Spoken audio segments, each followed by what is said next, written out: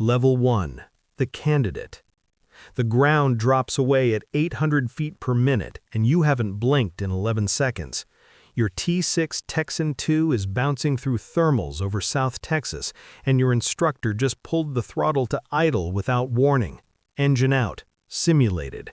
Your hands move, but your brain is 3 steps behind them. You pick a field. Wrong field. He tells you that you're dead. You fly back to base in silence, and he writes something in his notebook that you don't get to see. You are undergraduate pilot training class 25-07, one of 26 students who showed up 8 weeks ago at Laughlin Air Force Base with freshly pinned butter bars and an officer's salary of $44,500 a year. You are nothing. You know nothing, and every single person in this building has already decided that about you. The days start at 0430. You study aircraft systems until your eyes burn. Emergency procedures, boldface items, the ones you must recite from memory, word perfect, under pressure, or you're done. You get tested on them randomly. A flight commander stops you in the hallway, points at you and says, "Double engine failure during takeoff roll." You have 4 seconds. You hesitate on the 3rd step. He walks away without a word. You know what that means. 3 students wash out in the first month. 1 cries in the bathroom. Nobody talks about it. You learn the first rule. Emotion is a luxury you can't afford. Not here, not at this altitude. You tell yourself you're built different. Everyone tells themselves that. The ones who wash out believed it the hardest. You don't sleep enough. You don't eat enough. You spend weekends in the flight room, chair flying, sitting in a chair with your eyes closed, hands moving on imaginary controls, rehearsing every procedure until your muscles remember what your brain might forget at 300 knots.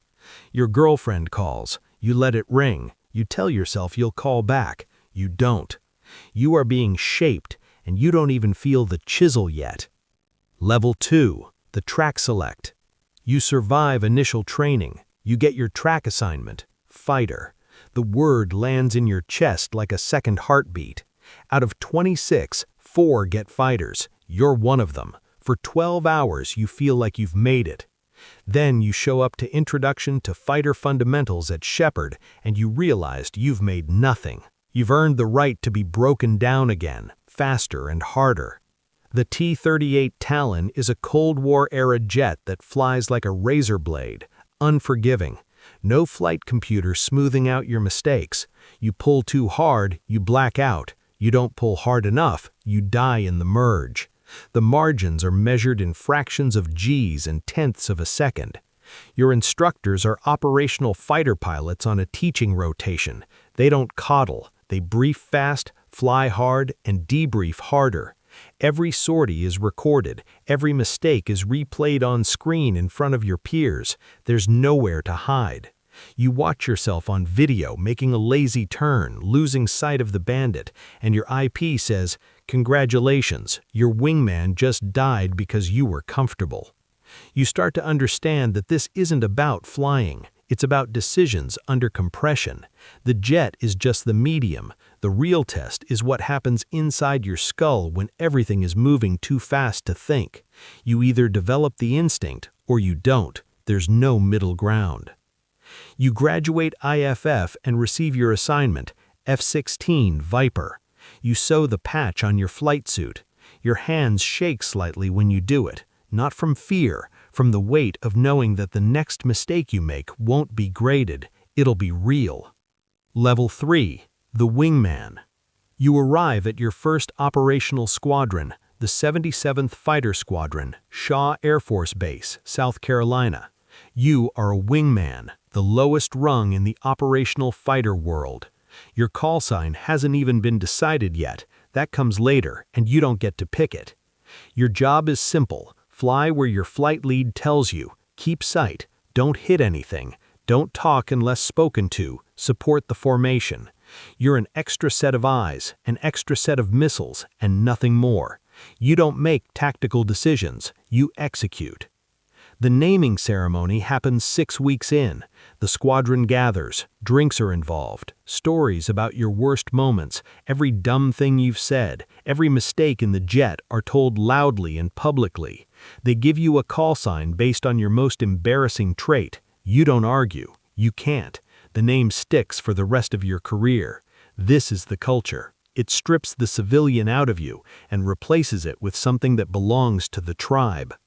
You fly your first red flag at Nellis, 60 aircraft in a coordinated strike package over the Nevada desert. You're number 4 in a 4-ship. You're overwhelmed. The radio is a wall of noise, tactical calls, threat warnings, kill confirmations. You lose sight of your element lead for 9 seconds. 9 seconds. In that time, a simulated SA-11 tracks you from below. You never saw it. You get killed on the first day. In the debrief, nobody yells. That's worse. They just dissect exactly what you did wrong, clinically, with timestamps. You sit there and absorb it. You learn that accountability here isn't punishment, it's religion. You either worship at that altar or you're out. Your first deployment comes 7 months in. Al Udeid, Qatar. 120-degree heat, 12-hour duty days. You fly sorties over Syria, providing close air support for ground forces you'll never meet. One night, a JTAC calls you in on a compound. You roll in, put the targeting pod on the building, and wait for clearance. Your finger is on the pickle button. A child walks out the front door. The JTAC calls abort. You pull off. You fly back to base. You eat a cheeseburger in the DFAC. You don't talk about it. Something in you has shifted. You don't notice it yet, but you will. Level 4. The Flight Lead. 2 years in, you upgrade to Flight Lead. This is the first real threshold. You are now responsible for every aircraft in your formation, their lives, their weapons, their decisions. All of it routes through you. You plan missions now. You study the threat. You build the tactical plan, ingress routes, target assignments, abort criteria, contingency plays. You brief it to your flight for 45 minutes, every detail sequenced to the second. You anticipate what can go wrong because in combat, everything does. The psychological shift is profound. As a wingman, you followed. Now you lead, and leadership in a fighter cockpit isn't democratic. You make the call. You commit the formation. If someone dies because of your plan, that's yours to carry. You stop sleeping as easily. You don't tell anyone. You start to see the other flight leads differently. You measure them. You know who's sharp and who's coasting. You know who you'd fly combat with and who you wouldn't. These judgments are silent but absolute. The hierarchy isn't just rank anymore. It's competence, and everyone knows where everyone stands. There's an invisible scoreboard, and nobody ever has to say it out loud. You clear $92,000 a year now with flight pay, hazard pay, and deployment bonuses. You own a truck and a small house near base. You are 28 years old. Your friends from college are in marketing firms and law offices. They ask you what you do. You say, I fly jets. You leave out the parts about deciding whether buildings full of people live or die based on coordinates and a 15-second window. The gap between your world and theirs is already unbridgeable. You just don't say it. Level 5. The Patch Wearer. You apply to the United States Air Force Weapons School at Nellis, the top 1%. The acceptance rate is brutal. The washout rate is worse. The course is 6 months of the most intensive tactical training on Earth, 14-hour days, graduate-level academics on weapons employment, electronic warfare, and integrated combat operations. You plan missions with 50 variables and brief them to panels of instructors who have more combat hours than you have total flight hours. You graduate. They hand you the patch, a simple dark shield with crossed lightning bolts. You sew it on your left shoulder. From now on, you are a weapons officer. In every squadron you enter for the rest of your career, you are the tactical authority. Period. But the patch does something else. It separates you. Other pilots respect you, but the dynamic changes. You are expected to know everything. You were expected to be right. You were expected to have the answer at 2 a.m. when the mission plan falls apart and the squadron commander is looking at you across the planning table. The margin for error you once had is gone. You start to teach. You run the squadron's weapons and tactics shop. You evaluate other pilots and write reports that determine whether they upgrade or not. You hold careers in your hands, and you learn to be dispassionate about it. A pilot you like personally is underperforming. You write an honest assessment. He doesn't upgrade. He looks at you differently after that. You accept it. The mission is the mission.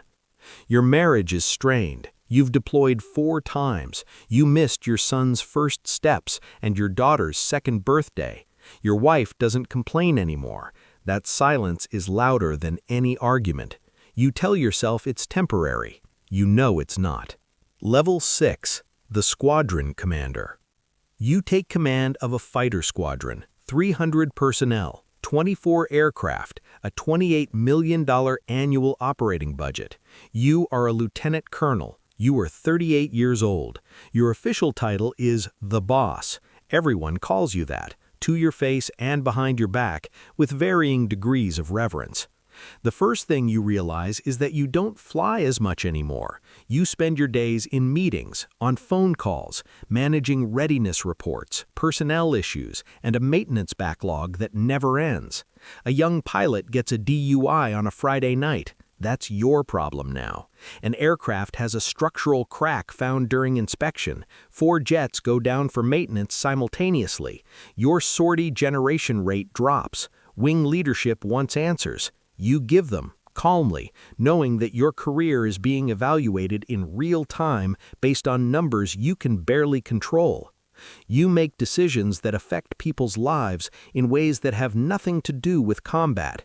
You sign deployment orders. You approve leave or deny it. You write officer performance reports that determine promotions. A mediocre major asks you to inflate his evaluation. You don't. He has a family. You think about that for exactly 3 seconds, then move on. The system requires honesty, or at least your version of it. You lose a pilot, training accident, controlled flight into terrain during a low-altitude sortie in the mountains. He was 27. You stand in front of the squadron and say the right things. You attend the memorial. You hand the folded flag to his wife. Then you go back to your office, close the door, and sit in silence for 20 minutes. Then you open your email, because the wing needs your maintenance report by 1600. You learn that command is isolation wearing a uniform. You carry everything. You show nothing. The squadron sees confidence. Underneath is arithmetic, calculating risk, balancing lives against readiness, weighing loyalty against standards. You are the system now. You enforce it. You perpetuate it. And late at night, you wonder if the system is worth what it takes. Level 7. The Colonel. You pin on full bird colonel and take command of a fighter wing, 4 squadrons, 72 aircraft, over 4,000 airmen. You sit at the head of a table where every face is looking to you for direction, and you realize that the distance between you and the cockpit is now measured in years, not months. You attend briefings at the Combined Air Operations Center. You speak directly with general officers about force deployment, theater strategy, and political constraints you were never trained for. A senator's office calls about basing decisions. A journalist requests comment on a training incident. A foreign ally wants to negotiate joint exercise terms. None of this was in the flight manual. You make $145,000 a year. You live in base housing that looks like a suburban home but feels like a fishbowl. Everyone watches you, your behavior, your words, your family. Your wife attends mandatory social functions with a rehearsed smile. Your children attend base schools. Your son, now 14, barely knows you. He doesn't resent you. That would require a relationship close enough to generate resentment. What he feels is indifference, and that's worse. You've become a politician in a flight suit. You manage up, down, and sideways. You protect your people from decisions made by people who've never sat in a cockpit. Sometimes you succeed. Sometimes you don't. A readiness directive comes down that you know will burn out your maintenance crews. You push back once, you're overruled. You execute. That's the job. You execute. You stop dreaming about flying. You start dreaming about spreadsheets, accident investigations, and faces of people you've let down. You wake up at 0400 not because you have to, but because your body has forgotten to rest. Level 8. The Ghost. You pin in your star, Brigadier General. Or maybe you don't. Maybe you retired as a colonel. It almost doesn't matter. The result is the same. You are at the end of the corridor, and the corridor is empty. You sit on a Pentagon advisory panel or a defense industry board. You consult. You attend ceremonies. People introduce you with a long list of accomplishments: 3,200 flight hours, 112 combat missions, command at every level, decorations that fill a shadow box on your office wall. They say your name with gravity. They don't know you. You go to a reunion at your old squadron. The building has been renovated. The pilots are younger than your children. They call you sir and ask polite questions. You tell a story about a mission over Baghdad, and they listen with the same expression you once gave to the old heads: respect layered over distance. You are history to them, a photograph on the heritage wall. You drive home alone. The highway is straight and flat. You think about the child who walked out of that compound 25 years ago. You think about the pilot who flew into the mountain. You think about your son who lives in another state now and calls on holidays. You think about the version of yourself that existed at Lowley, 23 years old, terrified, electric, hungry for something you couldn't name. You had a career that most people will never understand. You made decisions at 500 knots that shaped whether human beings lived or died based on coordinates and a 15-second window.